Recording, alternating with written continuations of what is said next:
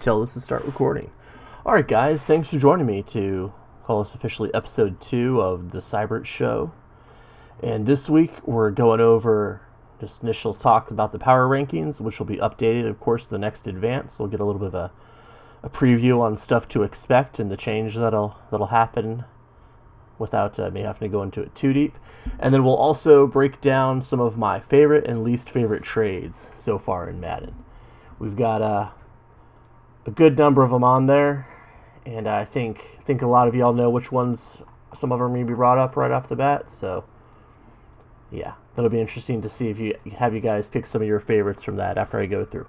And I also realize I did not reshare the answers from the poll questions last week that you all gave to me because that show didn't record the way I wanted it to. So I will get those shared sometime tomorrow up for y'all to check out, for those of y'all who missed the show. But to begin with here, kick off, we're going to break down the power rankings here, the way they currently stand. Clocking in at number 18 was the Dolphins in the first initial power rankings. Been out of town, hadn't been playing. Currently sitting at 3-1 now, though, so you can pretty much guarantee that they're going to move up the standings there. Next, the Steelers coming in at 17. They're sitting at 2-2 now. Let me see, who have they actually played to this point? It's open. Because that, at this point, is going to be a large part of the merit in which I judge these there. You know, success in past seasons is one thing, but your own merit in this season is going to weigh heavily. If you have a win over a user, that's a huge plus. We've definitely got some teams that don't have that yet, and that may be why you see yourself, punished or not as high in the rankings as you feel you may deserve. Coming in at 16, that happens the Chargers. They're sitting at 1-3 now, so I think there's a good chance we see them slide in the update. That'll be, what is this? This is Tuesday. Let's see. Is that Thursday morning we'll be moving again? You have the Bears clocking in at number 15. The Jaguars at 14, which I think you can going to be a pretty safe bet that they're going to move up after. Let's see, who do they beat already?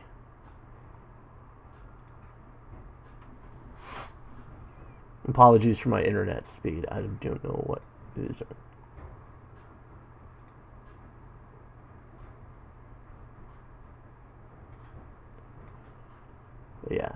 The Jags with their they have back-to-back wins in weeks 3 and 4 versus the Titans and the Packers. So yeah, I can pretty safe bet you'll see them inside the top 10. Coming in at 13 right now is going to be the Seahawks, and I've heard they're moving off to London. It sounds about right, to get a new stadium over there. So I don't know if I'm going to choose to acknowledge that or not, or if I'll still refer to them as the Seahawks or whatnot. Is it going to be, I want to say, is Pino in here? No. I think he said it's going to be the Knights. But the Seahawks, at this point, for example, they've got 2 wins over users in both the Bears and the Cardinals. So that'll give them a potential boost to their upcoming rankings. Then at 12, 11, and 10, respectively, you've got the Raiders, Chiefs, and Bengals. Both the Raiders and Bengals are unbeaten currently, but I didn't move them that high in the rankings yet. And while the Raiders will definitely get a little boost, they've got to win over the Chargers. The Bengals haven't played a user yet, so can't really move them up much at this point until they've actually beaten somebody. Checking in at 9, Cowboys, 9-0. Still also a rather soft schedule to this point. Haven't really faced anyone. At 8, we've got the Packers. They're sitting at 2-2. Actually, yes, 3-2 because they did beat the Bears this week. But they've got a few user wins that'll sit well in the updated rankings. The Buccaneers and Eagles at 7-6, both with 1 loss, but they both have user wins and user losses on there, so they'll probably remain in that same territory. The Falcons at 2-2. Their next game is, don't they have a user game coming up? Let me see. They have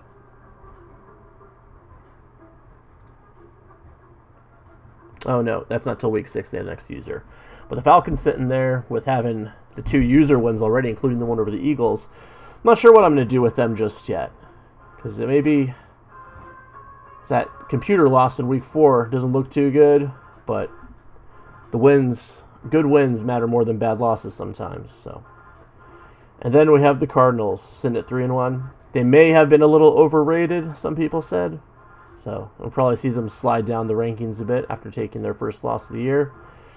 And sitting at number 2 currently is Hayes, who just won't lose yet. I don't know what's going on there. It's kind of a little bit of a bizarro world going on. Hayes, are you sure you're not cheating so far in this season?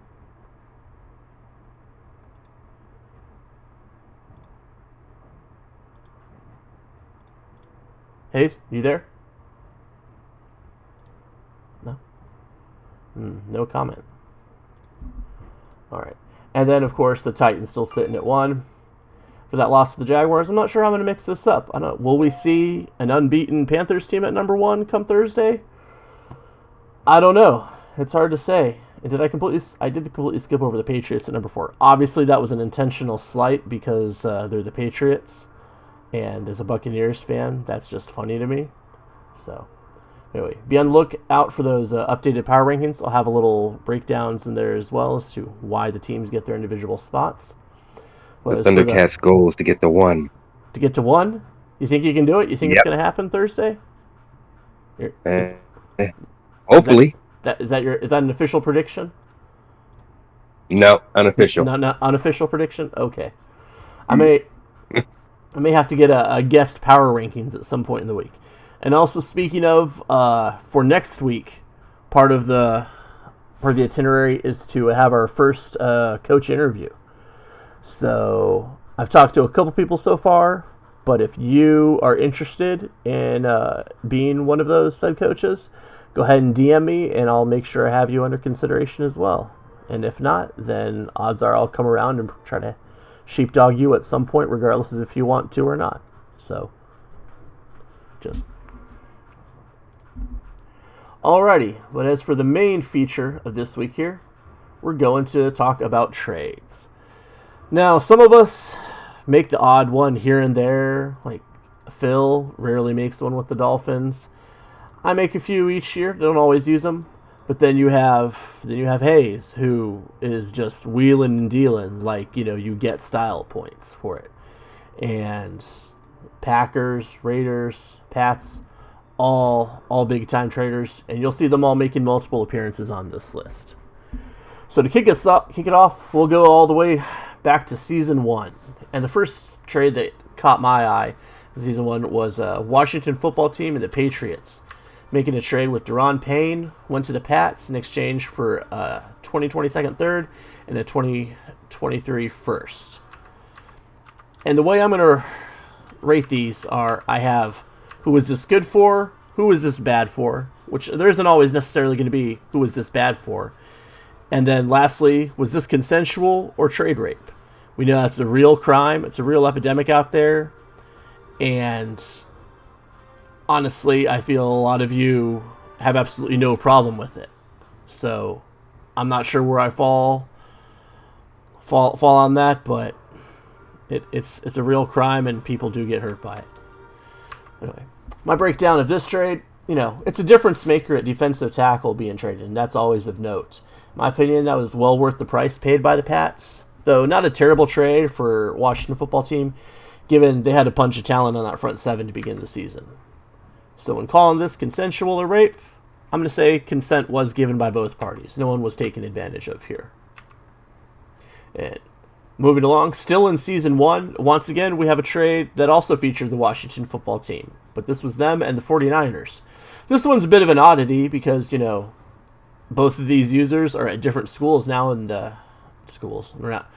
My mind's wishing we were playing NCAA, but we're not. See, I played some the other day, and it's on my mind. But anyway, these teams, they're now at the Jags and Raiders, respectively. But in this trade, we had a defensive tackle, Ioannis, wide receiver Samuel, defensive end Montez Sweat going to the Niners, and quarterback Lance, wide receiver Aluk. I'm not sure how to pronounce his name. Dude, I believe is out of Arizona State. Defensive tackle Hurst, linebacker Greenlaw, all went to Washington. Now it's a pretty significant trade because you got a franchise quarterback basically trading hands there, and Montez Sweat's a demon at defensive ends. These are significant players. As far as who this was good for, I mean, it's really hard to say because neither of these guys is still with their teams. But I would say I'd pick it for Washington. You got a franchise quarterback and 3 decent players, especially when you've got depth to deal.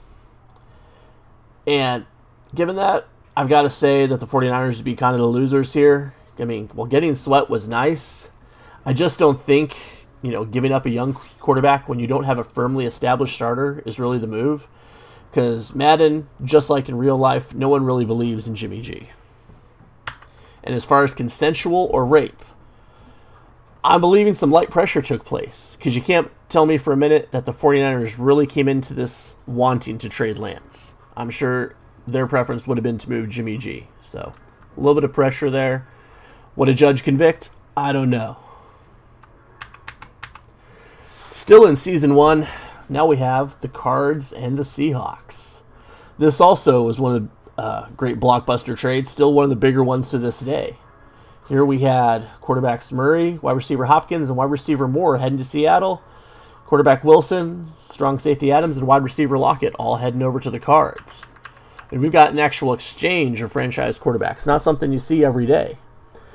My initial thought when seeing this was, maybe they just should have switched teams. I mean, to move players of this caliber. You've got a young franchise QB, a top-notch wide receiver, and a young speedy wide receiver for an old franchise quarterback, stud defensive back, and a decent speed wide receiver in Lockett. So I've definitely got to side with the Seahawks on this one, especially being that both Murray and Moore appear to be part of their long-term plans, and they got multiple good years out of Hopkins along the way. I really can't call this terribly bad for the Cards, because Adams is still a beast. They got some good years out of Wilson as well. But as far as consensual rape, I have to say in this one, everyone involved here was more than willing. Exactly like a group of homeless guys having an orgy in a Toyota Prius. And if you don't understand that reference, I don't think we can be friends. Moving along, we have the Bucks and the Chargers, still in Season 1. This is a trade that I don't recall if I initiated it or if Doc initiated it, but I think we kind of knew it was coming, because even when I took the Bucks, I had my eyes set on wanting to get Derwin James to Tampa, where they should have drafted him in the first place. Vita Vea is a good player, but Derwin should have been a Buck straight from the draft. I still maintain that to this day. Even if Vea goes to the Hall of Fame, that's how I feel. So anyway, moving in this deal, we had Vita Vea, strong safety Whitehead, wide receiver Goodwin, quarterback Davis III, all went to the Chargers. And, of course, the aforementioned Derwin James and quarterback Sante Samuel Jr. went to the Bucks, along with the 2022 fifth and the 2023 fifth to the Bucks. Say Vea and Goodwin are studs, and Davis is solid for sure. And based off all that, you got to give probably a slight edge to the Chargers if you're viewing this objectively. But still, this allowed Tampa Bay us to set our entire secondary for the duration of the franchise, getting James and Samuel. And they're currently respectively rated 1st and 7th at their positions. So, I mean, you can't hate a trade that sets you up like that. So, it's pretty clear in this one, a good time was had by all involved in regards of consent or not. Moving along, we've still got 2 more in Season 1, and we have 2 that involved computer players on the block. The reason these stand out to me are because they're little light assault perhaps took place, but they are great deals for the users. And the one that stands out, and I'd say this is far and away, I think the best trade someone has made with the computer, was the Eagles going in and getting Hunt from the Browns. Because all it took for them to get him, they had to send Minshew, a 2020 second, and a 2023 third for him. Not a bad deal at all for basically a wrecking ball of a running back, that when you're ranking power backs, I think this is the only guy that he ranks second only to Henry. So, definitely a win. As far as a loser, I mean, definitely the Browns organization, because they were metaphorically left more or less with their, pants around their ankles in an alleyway. So, as far as this being consensual or rape, this was rape of the highest order. Not saying anything was wrong or illegal, but as far as trades go, the Browns got taken to the cleaners here. Moving right along to the next computer trade, we have the Panthers and from the Colts here. And the reason this one stands out is because the Panthers had just obtained Ryan Tannehill in a trade with the Titans, and they turn around and flip him for a 2nd and a 6th round pick. So to get a quarterback like Tannehill and flip him like that and get that kind of value, this would be the type of incident that you would need to contact Law and Order SUV to look into this type of ordeal. Still, good day for the Panthers, definitely not for the Colts. Hopping into Season 2, we open up with another computer trade, and once again it's the Panthers. This is probably my second favorite computer-made trade, and this time they go in and get linebacker one of the famous Edmonds brothers that went to Virginia Tech, go into the Panthers in exchange for right guard Charles, linebacker McMillan, and 2023 second round pick. It's not a terribly steep price, and Edmonds is a prototypical linebacker. I mean, he's huge. He's got great size. So, but as far as rate, no, not really. I'd say the Panthers, kind of romanced their way into this one a bit, but definitely one of the best values I saw someone get from the computer. And we have our 4th straight computer trade checking in here. We have the Jags checking in. And right at the start of the Season 2 there, they swooped in and grabbed strong safety Lynn Shepard, who actually come in from their former team in Washington. They had to exchange linebackers Claiborne, left guard Norwell, and that's all it took to get a real young stud in the secondary, who honestly I was in the act of trying to get as well. So I'm a little sad about that. Not too bitter, though. But as far as this being consensual or a form of assault, given the number of teams, knowing myself and others were circling and weren't able to get him in time, this was more like carnivores over the carcass of a still warm wildebeest than a consensual trade. Thankfully, the computer does not have feelings. Now we're back to finally another user trade, and we have the Raiders making their second appearance on here, first as the Raiders after being the 49ers, and this is with the Pats. In this trade, we saw defensive tackle Rosenthal, 2023 first, a 2024 first, and a 2025 first. This trade was made in a couple stages. In exchange for defensive tackle Payne moves for the second time. This time he moves from the Pats to the Raiders, along with a 3rd round pick in 2023 and a 7th round pick in 24. Now, having a stud defensive tackle is a very important thing in this game. I think we've all noticed that. One of the only ways you can combat a power running back and one of the best ways to rush the passer. So, they get a beast of a defensive tackle going to the Raiders, so it's hard to say you can pay too much for something like that. But 3 first-round picks, I don't really know if that was worth it. That's pretty rough. I can't think of another instance in Madden where I've seen someone exchange that many firsts. Maybe some of y'all can. I cannot. So as far as consent or rape here, I wouldn't call it rape, but for sure there was some BDMS stuff going on here. I mean, when you send away 3 firsts and or if you trade away a difference maker, defensive tackle was still just 26, you took some bruises in this one. There's some lingering regret, perhaps.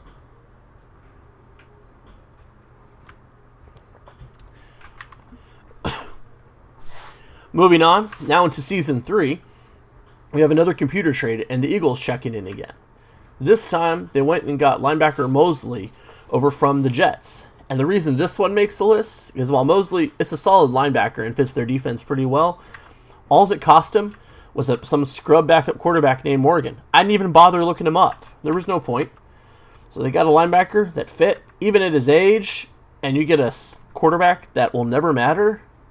I mean, the real victim in here was, EA logic here, which clearly didn't exist in this case, that the computer should let you make a trade like this. So the obvious was this rape. Any real trade logic out there was the victim in this case of rape. So credit to the Eagles in getting a good deal, but man, EA, that shouldn't be allowed. Moving on down, we've got a rare interdivision rival trade here between the Falcons and Panthers. And we saw the Falcons pick up quarterback Eubanks, who had started the previous season for the Panthers. Pretty good arm, some decent mobility, but not great development. And the Panthers drafted another quarterback to take his place, so he was expendable. And what the Falcons had to spend was a 7th round pick from the 24 draft and a 3rd round pick from the 25th draft. 2025 draft. Not a bad price, really. So the Falcons spend next year's 3rd for a quarterback who, while still raw, has some great attributes. While the Panthers didn't really get a lot, they got something for a player who just would have sat on their bench behind their newly drafted quarterback. So I would say this is definitely a consensual and rather even trade that worked out well for both teams. So I'd like to see that. Moving on, we have the Cards checking in again. And being at this Cards, you know it's going to be a big trade because they don't do little ones. And once again here, we got a franchise quarterback, 2 of them, moving on once again. This time Wilson departs the Cards after a few seasons to head to the Chargers. He takes quarterback Murphy along with him and a 2nd round pick in the 2024 draft. And head into the Cards from the Chargers. Edge rusher Bosa, quarterback Herbert with his cannon of an arm, defensive end Ndichi. I used to be able to pronounce his name when he was a stud prospect and looked like he was going to be a superstar, but now he's just kind of a depth guy. So we're not going to worry about him too much. This is what the Cards do in a trade, though. Franchise quarterbacks. It's kind of their MO. This time, they once again get a stud defender. They got Adams last time. They pick up Bosa this time. And they get a younger quarterback. So, little variety, the spice of life, as they say. I would definitely count them as getting the slight edge in this one because they beef their defense. And I love Herbert. He's got a howitzer. As far as consensual or not here, I'd say this is a case where there was definitely some light choking and potentially spanking took place. But I believe they were both into it. So it's good. It was good. Moving right along, we have the Eagles showing up again in was a user trade at the time between the Ravens. Linebacker Queen went to the Eagles, and newly drafted quarterback Hober went to the Ravens to replace the departed Lamar Jackson. Seemed like potentially a decent trade there at the time, but given that the Ravens have stepped away for now, it's really a great deal for the Eagles, considering they were able to get in there at the right time and get a difference-making linebacker in the middle of their defense. As far as, was this consensual or not? I don't really know. I predict that this was basically a bit of an motionless interaction, and there was no eye contact made during the duration. What that means, interpret it as you will. Moving along, we have the Raiders showing up again, and the Packers. This is another big one in Season 3, where we had strong safety Amos, quarterback Alexander, a 2024 second, and a 2025 second heading off to the Raiders, with defensive end Crosby, wide receiver Ruggs, quarterback May, and a 2025 third heading to the Packers. At a glance, it's obviously a big trade. And, Jair Alexander, for one, possibly the best cornerback in the game. And Amos is a great player in that secondary. But honestly, if you take this trade and you give me Amos, Alexander, and those picks versus Crosby, May, and that pick, I think the trade is even.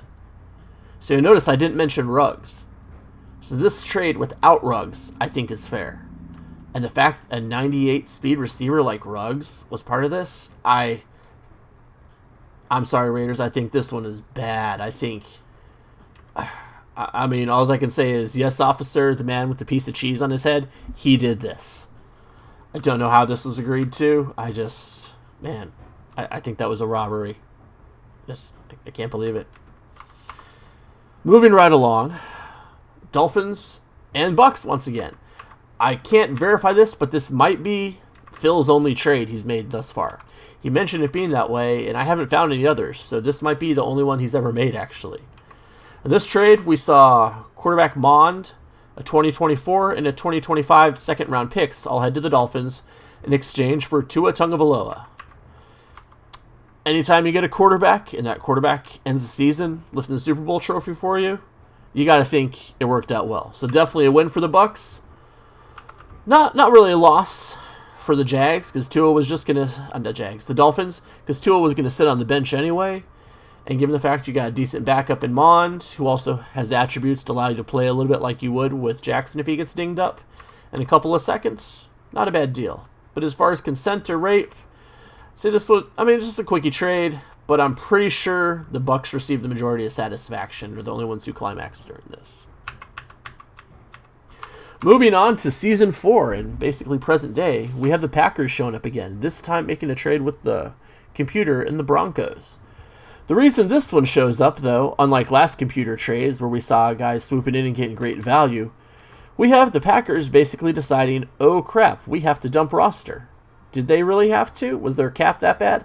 I'm not sure. I would love to go back and see the math. But they sent all-world left tackle Baca to, I can't pronounce his name. You all know. Look, see who the Packers' current left tackle is. Big stud of a man, kind of caveman-like hair. Running back Aaron Jones and defensive tackle Kenny Clark to the Broncos for defensive tackle Barden and running back Robinson, who is playing a good bit for the Packers now, so at least they're using him. But I mean, man, this is rough there. You go with 3 studs from your team and got kind of an okay running back and a defensive tackle who will play some.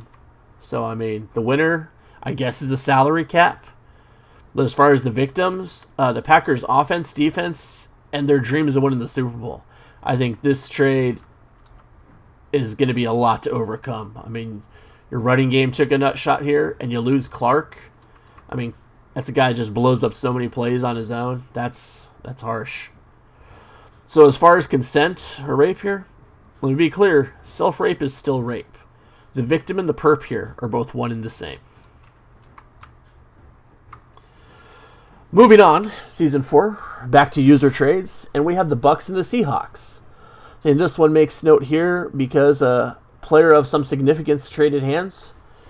We got cornerback Peters, cornerback Westery, and a 2024 third headed to the Seahawks, and the Ducks picked up defensive end pass rushing specialist Peterson, who's unfortunately hurt at the moment, which makes me a bit sad, but we have the Seahawks get a quality cornerback in Peters, who's capable of still starting for a few years, and a nickel or dime defensive back in Westery that's 6'4" with 95 speed, which, if you've played with a guy like that, he can definitely be a thorn in the side for any defense trying to beat you over the top.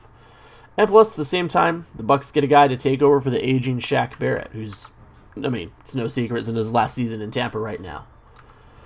As far as this consent or not, there was a firm handshake held, and both parties moved on their way after they. So, a quality trade overall.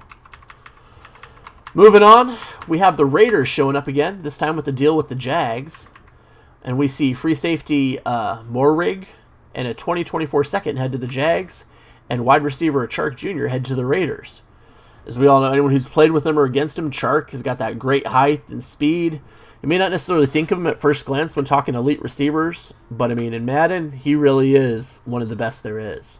I mean, you've got the Raiders giving themselves a wide receiver that affects how you have to defend them, and they are able to absorb the impact of moving this young DB because of all they've got at secondary between Alexander, Gilmore, and I believe it's Mullen. As far as the Jags, losing Chark's not something I think you want to do. But you moved him into contract year. You got an impact player in a second in return. Not a terrible case scenario. As far as consent or not in this trade, given how frequent the Raiders have shown up in here, this is much like a 10-year vet of a Las Vegas bunny ranch, is the Raiders taking part in yet another deal involving significant playmakers. Next, we have the Cards and the Jags once again showing up. This time, the Jags are moving a player from their secondary instead of obtaining one, as they send quarterback Griffin to the Cards in exchange for a 2024 third. Honestly, this one I think is all Cards here. You get a starting cornerback for a third-round pick, who even at 29 and going to a contract year, I think Griffin is one of those top-notch cornerbacks that is worth definitely getting a trade like that. So, it's not all bad for the Jags moving a player into contract year that's going to be 30, but given the state of the rest of their secondary and the significant downgrade of any cornerbacks behind them, I think the Jags pass defense is going to definitely regret this at times this season. And if the season ends and they feel they lose a game they feel they should have won to end, they may look back at this point and really have missed a guy like Griffin. Once again, for the third straight trade, we have the Jags showing up again because they're in quite a bit of an overhaul mode because now that they've traded Chark away, they had to replace him. And they went out and got their new star receiver right away in Reese, coming over from the Falcons. And what they had to send to Atlanta, a defensive end Gross Matos, a bit of a pass rusher, solid defensive tackle Costin, and cornerback Greenfield, who was honestly just a depth piece anyway for them. So as far as winning this trade, I really like the Jags. They got the replacement in a young 21-year-old receiver with good size and solid speed. The Falcons, it's not awful because they got plenty of speed at wide receiver to begin with, and they got players that'll, definitely see significant snaps. I do feel the more I look at it that Reese probably could have demanded a bit more. So I think they may have sold a little cheap, especially for a first-round pick. So you're going to take that significant negative cap hit in making this move. So honestly, as far as consent or not, I think the Falcons felt okay about it at the time, but the next morning, they woke up with some bruises they didn't remember. And moving on to the last trade we have on our list here, it's only right that some of the teams that have shown up multiple times make one more appearance. So we have the Pats and Packers checking in once again. And in this trade, we saw wide receiver Ridley, linebacker Gedon, or actually it doesn't matter, they've cut him by now, and a 2025 first go to the Packers, and wide receiver Adams and a 2025 first also go to the Pats. So we swapped first round picks and basically swapped receivers at the end of the day. So seems a little weird when I break it down that way, especially given these receivers are 29 and 31 respectively, so not a huge age gap. So I'm going to have to call the Pats definitely as a winner here. I think they upgraded at wide receiver. You sent a guy who, while 29, was rated 90 overall for a guy who's 31, but rated at 98. And even though he's a little slower, anyone who's played against the Packers knows that Adams is that type of guy that if you've got him covered, it probably doesn't matter unless you get a jump on it or blast him as the ball gets there. He just makes the catch and he gets open. And I really think he's the type of player, much like Hopkins, who plays faster than his ratings indicate. As far as the Pack, in that case, they got a receiver a little bit younger and a little faster, but I think more coverable. And I think I definitely attest to that even when playing them this season. I think contesting Ridley was easier than contesting Adams. So for the Packers, the team that I got to think is pretty much always in win-now mode, I feel this season really, I don't know if they've meant to or not, but they've really taken a step to say we're kind of rebooting a little bit. Not that they're not trying to win, but they're kind of setting themselves up for next season, perhaps. So as far as this one being consensual, oh yeah. I mean, these two have been on this list so much that there was less hesitation to make this trade than shown by a drunken cheerleader on prom night. So that wraps up my list of the trades that caught my attention in this Madden. If you guys have any favorites you want to share, please feel free to send them to me and give me any feedback for what you thought of my list. I will be taking time tomorrow to publish that list, as well as the information from the polls from last week that didn't get recorded. So that's about all I've got for tonight. I'll go ahead and stop the recording, but if you guys got any questions or ideas or stuff for next week, I'd love to hear them.